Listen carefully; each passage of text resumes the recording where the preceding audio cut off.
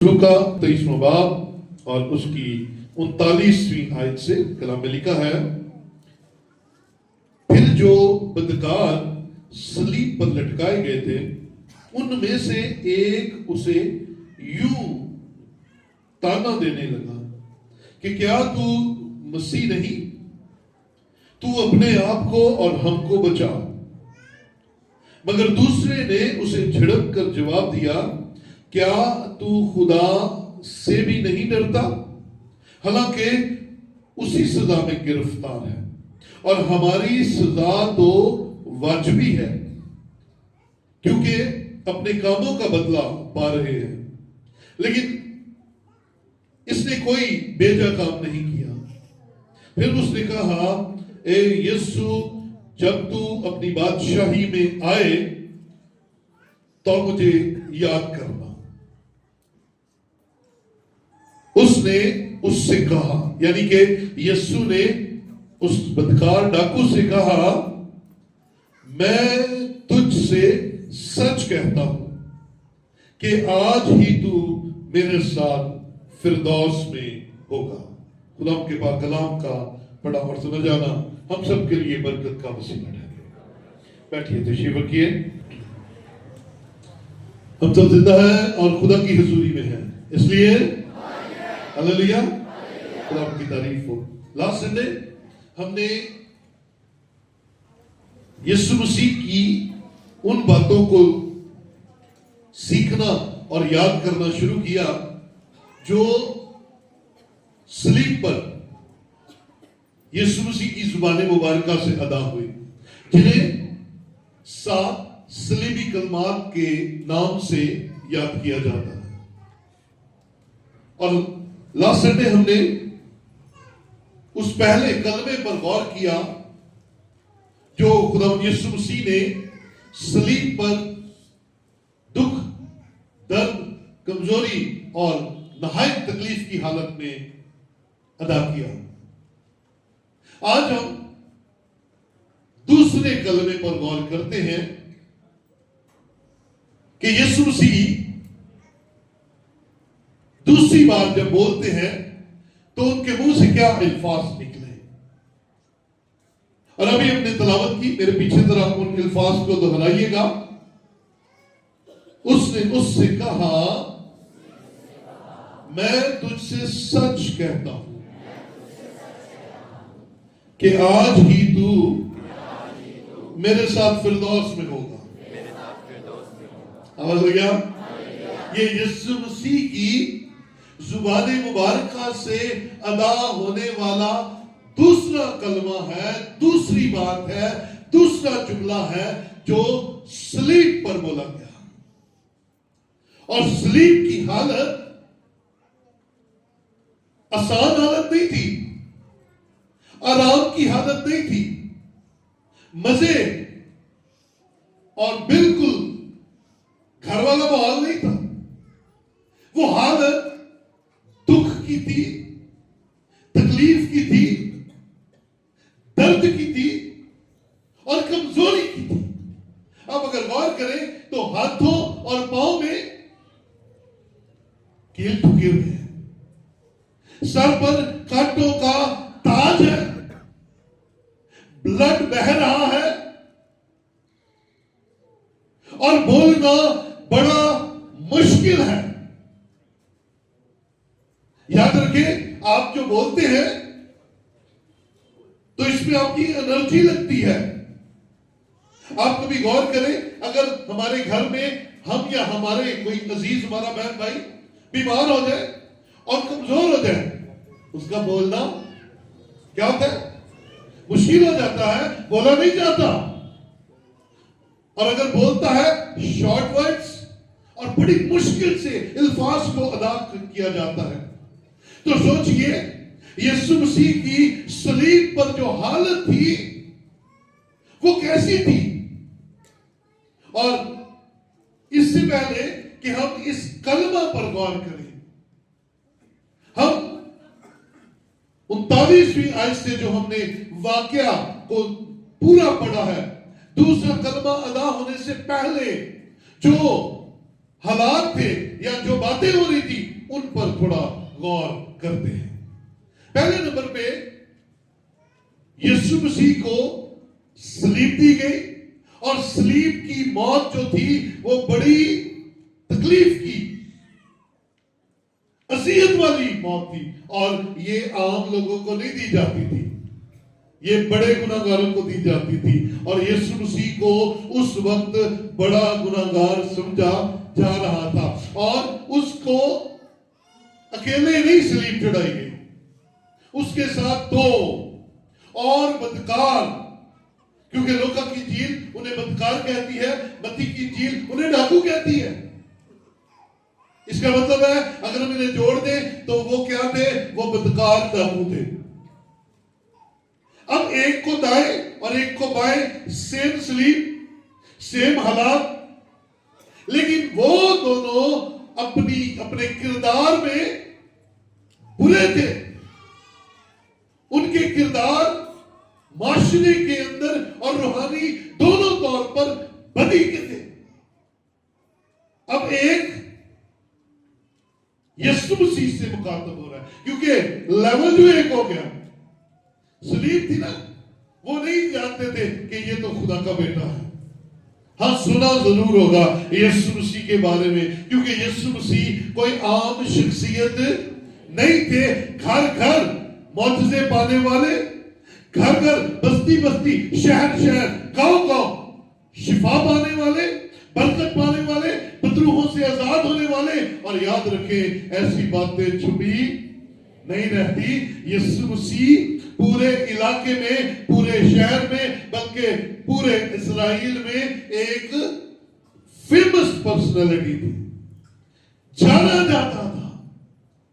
ناصرت میں سے کوئی نبی آیا ہے، جانا جاتا تھا یسوع مسیح کو. اور اچھے ہو یا برے، کہیں نہ کہیں کچھ نہ کچھ، جب بڑے لوگوں یا مشہور لوگوں کی بات ہوتی ہے تو زیادہ نہیں تو تھوڑی سی ضرور کسی نہ کسی کو پتا ہوتی ہے. اب یہ ڈاکو ادھر بھی ڈاکو اور ادھر بھی ڈاکو. دوسرا کرنتھیوں 5واں باب اس کی 21ویں آیت میں لکھا ہے، جو گناہ سے واقف نہ تھا اسی کو اس نے ہمارے واسطے گناہ ٹھہرایا تاکہ ہم اس میں ہو کر خدا کی راست بازی ہو جائے. وہ گناہ سے واقف نہیں تھا. میں نے کہا اسے گناہ گاروں، بڑے گناہ گاروں والی سزا دی گئی، لیکن وہ خود گناہ گار نہیں تھا.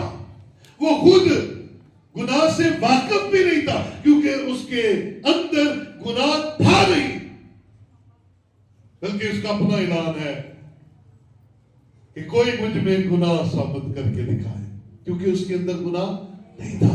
لیکن کس کی خاطر؟ ہماری خاطر گناہ بن گیا، گناہ گار بن گیا، صلیب پر چڑھ گیا، جان دے دی تاکہ ہم اس میں سے ہو کر راست بازی پا لیں. ایک ایسا زبردست انتظام ہے میرے اور آپ کے لیے خدا کا. یہ کیسا خدا کا انتظام ہے میری اور آپ کی نجات کا، کیونکہ اس کلمے کو جو ٹائٹل دیا گیا ہے وہ نجات کا کلمہ کہا جاتا ہے. اور نجات کا مطلب ہے رہائی، ڈیلیورنس. میرے اور آپ کے لیے یہ واقعہ ڈیلیورنس کا ایک بڑا نمونہ ہے، کیونکہ یسوع مسیح کی ذات اقدس اس زمین پر انسان کی بھلائی، انسان کی نجات کے لیے ہی تو آئی تھی. یہاں پر کیا لکھا؟ وہ گناہ سے واقف نہیں تھا، لیکن ایک راستہ بنا کہ ہم اس میں سے گزر کر راست بازی کو حاصل کر سکیں. پھر یسایہ 53 کی 12 کے اندر لکھا ہے، وہ خطا کاروں میں شمار کیا گیا. ذرا یہ دیکھیں، اس حوالے کو ذرا پڑھیں تاکہ ہم اور قریب سے اس بات کو سیکھ سکیں. یسایہ 53 اس کی 12ویں آیت لکھا ہے، اس لیے میں اسے بزرگوں کے ساتھ حصہ دوں گا اور وہ لوٹ کا مال زور آوروں کے ساتھ بانٹ لے گا، کیونکہ اس نے اپنی جان موت کے لیے انڈیل دی اور وہ خطاکاروں کے ساتھ شمار کیا گیا، تو بھی اس نے بہتوں کے گناہ اٹھا لیے اور خطاکاروں کی شفاعت کی۔ خطاکاروں میں شمار کیا گیا، بہتوں کے گناہ اٹھا لیے اور خطاکاروں کے لیے شفاعت کی۔ یہ چیز تو نے لاسٹ سنڈے سیکھی تھی کہ وہ صلیب پر گناہگاروں کے لیے معافی کی درخواست کرتا ہے، شفاعت کرتا ہے اور معافی مانگتا ہے ان کے لیے جو اسے ستا رہے تھے۔ آج ہم دیکھ رہے ہیں کہ وہ خود گناہگار نہیں تھا، لیکن یسایہ 53:12 کے اندر کہہ دیا گیا تھا کہ وہ خطاکاروں میں شمار کیا جائے گا اور وہ خطاکاروں کے لیے شفاعت کرے گا۔ اب جب صلیب پر ایک ڈاکو ادھر ہے اور وہ درمیان میں ہے، تو یاد رکھیں جیسے ہم ہوں گے ویسے ہی ہمارے ساتھ والے ہوں گے، اور جیسے ہمارے ساتھ والے ہوں گے ویسے ہی ہم ہوں گے، ہے نا؟ پنجابی کا ایک محاورہ میں اکثر بولتا ہوں، جہو جیسی آپ وہ جو ساڑھے ساتھ۔ تو یاد رکھیں آپ کن لوگوں کے ساتھ پھرتے ہیں، آپ کن لوگوں کے ساتھ بیٹھتے ہیں، آپ کا اٹھنا بیٹھنا کہاں ہے۔ لوگ آپ کے کردار سے زیادہ آپ جن کے ساتھ ہیں ان کی وجہ سے آپ کو پہچانتے اور آپ پر اعتماد کرتے ہیں یا اعتماد نہیں کرتے۔ سو ساتھ والے یعنی کہ کمپنی ذرا بہتر رکھا کرے، کمپنی کا بہتر ہونا آپ کے لیے اور آپ کے کردار کے لیے بڑا بہترین ہے۔ سو اب دو ڈاکو ہے، درمیان میں یسوع ہے، اب ایک یسوع سے مخاطب ہے، اور اس ڈاکو اس بدکار کی باتیں نہایت دنیا داری کی باتیں، نہایت چبھنے والی باتیں، اور لکھا ہوا ہے واضح طور پر۔ ذرا آئیے واپس سوالہ کے اندر، ان میں سے ایک اسے یوں تانا دینے لگا۔ اب یہ تانا جو ہوتا ہے نا، یہ ہمارے اندر کے لہجے بتا دیتا ہے۔ کیا خیال ہے؟ تانا جب بندہ دے رہا ہوتا ہے نا، تو اس کی زبان، اس کے الفاظ کے کانٹے بتا دیتے ہیں یہ کس لہجے میں بات کر رہا ہے۔ اب وہ یسوع سے کیا کہتا ہے؟ پہلا جملہ جو وہ کہتا ہے، کیا تو مسیح نہیں؟ یہ سوال کر رہا ہے کہ کیا تو مسیح نہیں؟ اس کا مطلب ہے وہ تانا دے رہا ہے، وہ جانتا ہے کہ یہ مسیح ہے کیونکہ اس کے کام مسیح جیسے ہیں۔ بولے ہاللیلویا۔ مردوں کو زندہ عام انسان نہیں کر سکتا، کوڑیوں کو شفا عام انسان ہے، تو وہ جانتا تھا کہ یہ ہے تو خاص، اس لیے وہ ٹونٹ کر رہا ہے یسوع کو، کیا تو مسیح نہیں؟ اور پھر آگے کہتا ہے تو اپنے آپ کو بھی اور ہم کو بھی بچا، تو مسیح نہیں؟ اور پھر آگے کہتا ہے تو بچا مجھے بھی، اپنے تجھے سائڈ والے نے بھی اپنے آپ کو بھی۔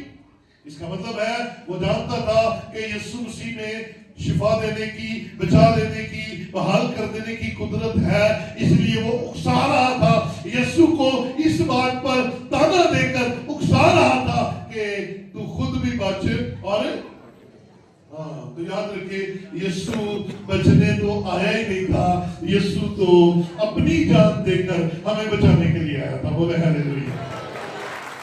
وہ تو آیا ہی ہمیں وہ جانے کے لیے تھا، تو وہ کیسے بھاگ جاتا، وہ کیسے دوڑ جاتا؟ وہ دوڑ سکتا ہی نہیں تھا۔ اب یہ ڈاکو جو ہے نا، یہ پوری کوشش کر رہا ہے کہ وہ قدرت، وہ طاقت جو پازیٹیو ہے اس کو نیگیٹو کر کے استعمال کر اپنے آپ کے بچاؤ کے لیے، اور ہمیں بھی ساتھ میں بچا دینا۔ میرے عزیزو، یسوع اپنے آپ کو قربان کرنے کے لیے ہی تو اس دنیا میں آیا تھا۔ کفارہ دینے کے لیے، ہمارے گناہوں کے اوپر اپنے بلڈ کا پردہ ڈالنے کے لیے، خدا کے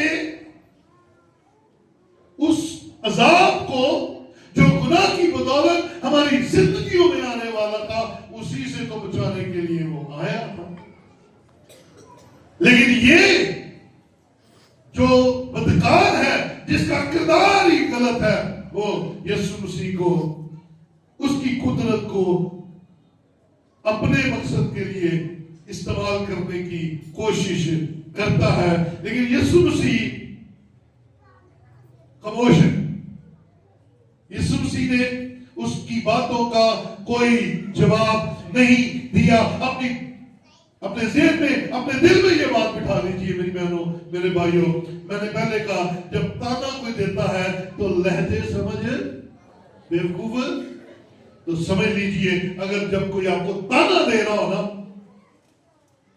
تو خاموش ہو جایا کرے۔ یسوع نے خاموشی اختیار کر کے ایک بار صلیب پر ہمیں یہ بھی سکھا دی کہ جب تانے ملے تو بولنے کی ضرورت، جواب دینے کی ضرورت، خاموشی اختیار کیجیے۔ وہ جو بول رہا ہے، وہ جو تانا دے رہا ہے، وہ اس کا منہ آپ پہ ہی باندھے۔ ہاں جی، اب اس کی باتیں ختم ہوتی ہیں تو دوسری سائڈ والا شروع ہو جاتا ہے، اور وہ میرے اور آپ کے لیے خاص مثال ہے۔ اور وہ کیا کہتا ہے، ذرا اس کا بیان سنیے۔ مگر دوسرے نے اسے جھڑک کر جواب دیا۔ یسوع نے اس کی باتوں کا جواب نہیں دیا ہے، اس کے اپنے ہی پیٹی بھائی نے، یعنی کہ ڈاکو صاحب نے جواب دیا ہے اور اسے جھڑکا ہے۔ یہ یسوع کو تانے دے رہا ہے اور دوسرا اسے جھڑک کر کہہ رہا ہے۔ کیا کہہ رہا ہے؟ سنیے گا، آپ کے الفاظ آپ کو عزت دلا دیتے ہیں۔ اب ہے یہ ڈاکو تو کیا کہہ رہا ہے؟ کیا تو خدا سے بھی نہیں ڈرتا؟ حالانکہ اسی سزا میں گرفتار ہے، یعنی کہ ہماری سزا سیم ہے، ہم ایک جیسی تکلیف میں ہیں، ہماری ایک جیسی حالت ہے، اور تو خدا سے نہیں ڈرتا، تو تانے دینے سے باہر نہیں رہا۔ اسی طرح ہم بھی سیم کنڈیشن میں ہوتے ہیں، سیم بیماری میں ہوتے ہیں، ہمارے گھر میں سیم ویسے ہی بچے نافرمان ہیں جیسے دوسرے کے، لیکن ہماری عادت ہے ہم دوسروں کے بچوں کو تو پوائنٹ آؤٹ کرتے ہیں۔ ہے نہیں تیرا منڈا، ہے نہیں تیری کڑی، ہاں تانے ہیں نا، اے میرے بیٹا ماری رکھتے ہیں۔ ایسے ہی ایک دوسرے کو ہم نکتہ چینیاں کرتے رہتے ہیں، جبکہ ہمارے اپنے گھر میں بھی سیم ویسی ہی کنڈیشن ہوتی ہے۔ یہ ڈاکو سے بتا رہا ہے، وہ کہہ رہا ہوں بھائی تینوں ایک ہی مصیبت میں پھنسے ہوئے ہیں، تینوں کی تکلیف ایک جیسی ہے، ایک جیسی سزا پا رہے ہیں، تو تانے دے رہے۔ اس کا مطلب ہے یہ ڈاکو جو ہے یہ تھوڑا زیادہ سینسیبل ہے۔ اب پھر آگے کیا کہتا ہے؟ اسے جھڑکنے کے بعد کیا کہتا ہے؟ ہماری سزا تو واجبی ہے کیونکہ اپنے کاموں کا بدلہ پاتے ہیں۔ سنیے یہاں پر یہ ایک بہت بڑی زبردست سیکھنے کی بات ہے۔ اسے کیا کہا؟ سزا سیم ہے لیکن ہم اپنے کاموں کا بدلہ پا رہے ہیں۔ اس کا مطلب ہے وہ اپنے گناہ کا اقرار کر رہے ہیں۔ کیا کرنا جی؟ وہ اپنے گناہ کا اقرار کر رہا ہے، مان رہا ہے کہ ہاں ہم گناہگار ہیں۔ یاد رکھیے خدا کے سامنے اپنے گناہوں کا اقرار کرنے سے باز نہ آیا کرے، کیونکہ دنیا کو تو ہم دھوکہ دے دیتے ہیں لیکن خدا ہمارے باہر سے بھی واقف ہے اور وہ ہمارے اندر سے بھی واقف ہے، وہ ہمیں اندر سے بھی جانتا ہے، وہ ہمارے دل کے اندر چھپے ہوئے خیالوں کو بھی جانتا ہے۔ اس لیے اس کے سامنے اپنے گناہوں کا اقرار کرنے سے پرہیز نہ کریا کرو، بول دیا کرو جو آپ ہیں، جیسے آپ ہیں اقرار کریں۔ یہ ڈاکو صلیب پر کیا کر رہا ہے؟ ہم اپنے کیے کی سزا پا رہے ہیں، ہم نے گناہ کیے ہیں۔ ہاں، اور یہ بات یسوع مسیح کو پسند آ رہی ہے کہ یہی تو وہ کہتے दुनिया में मुनादी करता था कि तौबा करो, और तौबा क्या है? अपने गुनाह का इकरार करना। और वो डाकू होते हुए दूसरे डाकू को कह रहा है कि हम अपने किए की सजा पा रहे हैं। उसे एहसास है, कहते हैं खुदा को डरो ते अपने गुनाह मनो। और फिर आगे क्या कहता है? लेकिन इसने कोई बेजा काम नहीं किया। आमीन। ये यीशु को कह रहा है कि ये बेगुनाह है, इसने कोई गुनाह नहीं किया, इसके अंदर कोई गुनाह नहीं है। यीशु मसीह के कान उसकी बातें सुन रहे हैं। पहले वो अपने गुनाह का इकरार करता है और फिर वो यीशु मसीह को बेगुनाह इकरार करता है, कहता है नहीं, इसने कोई बेजा काम नहीं किया, इसके अंदर कोई गुनाह नहीं है। और फिर आगे वो यीशु मसीह के साथ दोबारा बात करता है। फिर उसने कहा, अभी तक वो बातें कर रहा था दूसरे डाकू के साथ, लेकिन अब वो यीशु से बात कर रहा है। और यीशु को क्या कहता है? फिर उसने कहा, ए यीशु, जब तू अपनी बादशाही में आए तो मुझे याद करना। इसका मतलब है वो सलीब पर लटकते हुए अपने गुनाह का इकरार भी कर गया और यीशु मसीह को बादशाह मान गया। बोले हालेलुया। जब उसने कहा अपनी बादशाही में आए तो मुझे याद करना, इसका मतलब है जिसकी बादशाही होती है वो बादशाह होता है। और वो यीशु मसीह को अपना बादशाह मान गया और उसकी दूसरी आमद को भी अपनी जिंदगी में कबूल कर गया। ये कौन है? डाकू है। किरदार इसका क्या है? बदकार है, बेरहम है, लेकिन सलीब पर यीशु मसीह का इनकार करने की बजाय यीशु मसीह का इकरार कर रहा है और फिर दरखास्त कर रहा है, ऐ यीशु, जब तो अपनी बादशाही में आए तो मुझे याद करना। यहां से मैं और आप क्या सीखते हैं कि हमें अपने गुनाह का इकरार करना लाजमी है। अमालदीन की जिसके अंदर लिखा है, बस तौबा करो और रजू लाओ ताकि तुम्हारे गुनाह मिटाए जाए और इस तरह खुदावंद के हुजूर से ताजगी के दिन आए। अब ये कहकर कि जब तू अपनी बादशाही में आएगा मुझे याद करना, तो याद रखिए, जो कोई इस जमीन पर तौबा करेगा, खुदावंद की तरफ रजू लाएगा, वो खुदावंद के हुजूर आएगा, उसे दो बरकतें मिलेगी। एक, गुनाह माफ हो जाएंगे और दूसरा ताजगी के दिन आएंगे। आप थक चुके हैं अपनी लाइफ में, मुझे पता है, मेहनत कर करके कामयाब नहीं हो रहे। आप अपने तरीके लड़ा के एक दूसरे को समझा चुके हैं। बाप अपने बेटे को समझाता है, समझ नहीं रहा। मियां अपनी बीवी को समझाता है, समझ नहीं रही। बीवी अपने शोहर को समझाती है, समझ कोई नहीं लग रही। क्यों? क्योंकि हम अपने मौकफ से हटने के लिए तैयार नहीं है, हम दूसरे को कबूल करने के लिए तैयार नहीं है। लेकिन अगर मैं और आप तौबा करें, एक दूसरे के सामने अपने गुनाह का इकरार करें और खुदावंद की तरफ आ जाए जो माफ करने के लिए तैयार है, तो वो हमारे गुनाह माफ करेगा और आसमान से ताजगी के दिन आएंगे। यानी कि वो जो आपसे कंट्रोल नहीं हो रहा, आसमान के खुदा से कंट्रोल हो जाएगा। बोले हालेलुया।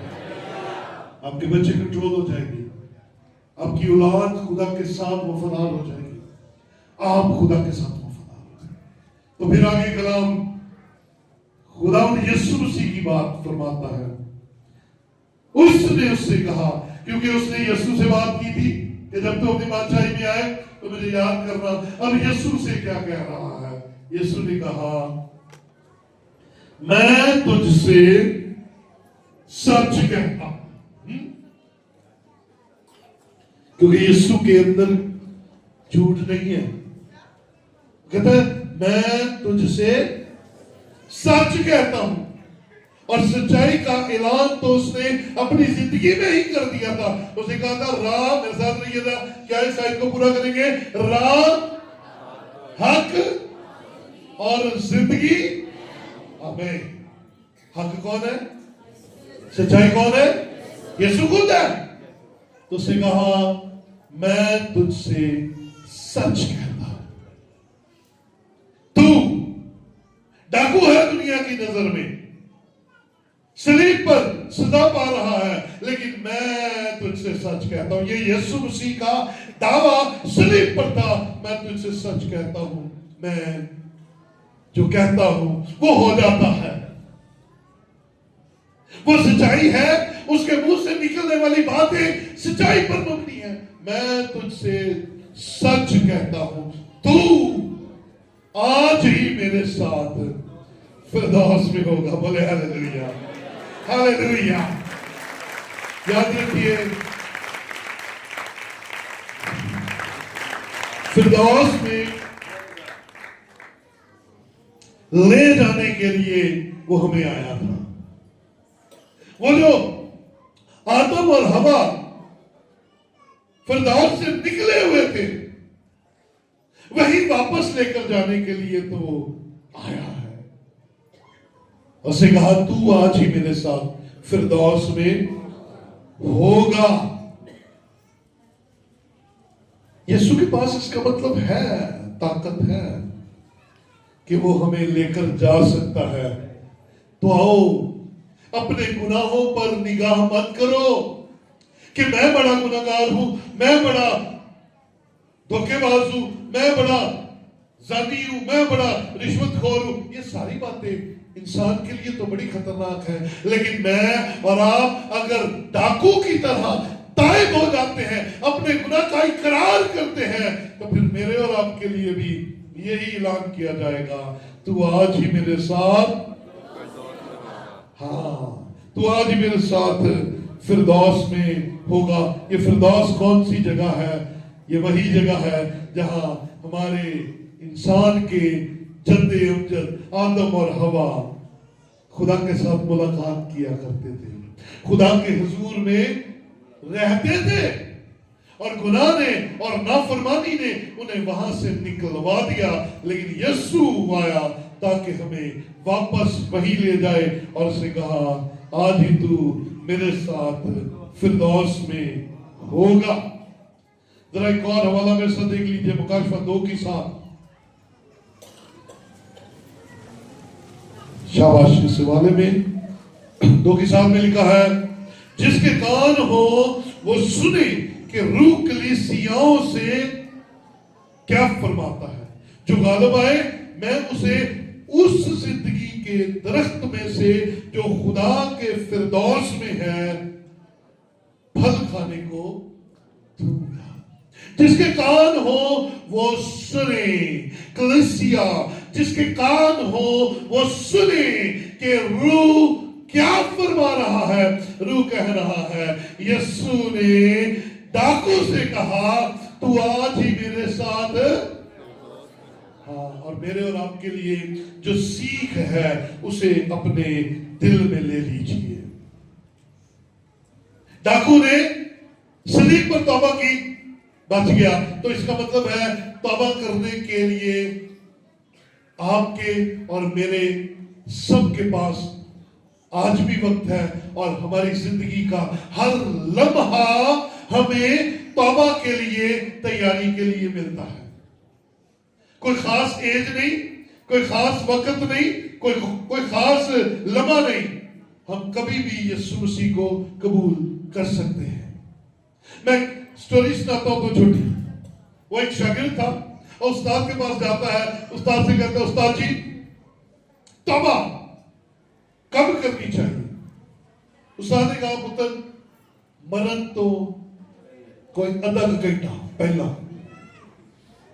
बड़ी खुशी खुशी गया दोस्तों, कहता बस यार मैं मरण तो आधा घंटा पहला ना तौबा कर लेनी। वो दोस्त कहते भरावा मरना किदों ही? कहता नहीं मैं पूछा, और भाग के गया उस्ताद के पास जाकर कहता, उस्ताद जी मरना किदों है? कहता पुत्र ये तो मैंने भी नहीं पता। कहता फिर तौबा? कहता पुत्र हुणी आज, क्योंकि कल दा किसी को पता नहीं है, एक लम्हे का नहीं पता किसी को। उस डाकू ने फिरदौस पा ली। लेकिन मैं और आप तो जिंदा हैं, सलीब पर नहीं है, इकरार कर सकते हैं, और सबसे बढ़कर उसकी जिंदगी खत्म हुई, वो फिरदौस में चला गया। लेकिन मैं और आप अभी जमीन पर हैं, इकरार कर सकते हैं, मान सकते हैं, और यीशु मसीह को अपना बादशाह और नजात दहिंदा मान सकते हैं, और वो हमें चुनकर अपने लोगों में शामिल कर सकता है, और फिर हम बहुतों को बचाने का वसीला भी बन सकते हैं, हमें खिदमत भी दे सकता है। तो फिर वक्त तौबा का जो है वो सलीब पर जाने से पहले, तकलीफों में जाने से पहले, मरने का इंतजार करने से पहले, कोई पता है कि सुनते सुनते मर जाना? कोई पता है हम जहाज पर जा रहे हैं और हमने मर जाना है? कोई पता है कि हम गाड़ी पर ड्राइव करते हुए जा रहे हैं तो हमने मर जाना? पता तो किसी को नहीं है। तो मेरे भाई, यही सांसें, यही वक्त, यही घड़ी मेरे और आपके लिए, क्योंकि जुबान से इकरार करना, मानना नहायत जरूरी है। आखिरी वाला देखते हैं, वाइस 12:1 के अंदर लिखा है, और अपनी जवानी के दिनों में अपने खालिक को याद कर, जबकि बुरे दिन हनूज नहीं आए। बेस्ट टाइम तौबा का, बेस्ट टाइम खुदावंद के हुजूर आने का जवानी का है, जब आप अपनी ताकत में होते हैं। जिस तरह आप इंसान के ऊपर गालिब आते हैं और गालिब आने की कोशिश करते हैं, जब आप जवान होते हैं तो आप शैतान पर भी गालिब आ सकते हैं, क्योंकि अगर आप खुदा के हुजूर अपने आप को दे देते हैं, तौबा कर लेते हैं, कलाम को मान लेते हैं और यीशु को अपना नजात दहिंदा मान लेते हैं, तो यकीनन वो माफ करने के लिए तैयार है। अगर वो मरते डाकू को फिरदौस में लेकर जा सकता है, तो आप जो अपनी अच्छी हालत में हैं, अगर इकरार करेंगे तो यकीनन खुदावंद आपको भी यही कहेगा, तू आज ही मेरे साथ। आइए अपनी जगहों पर खड़े हो।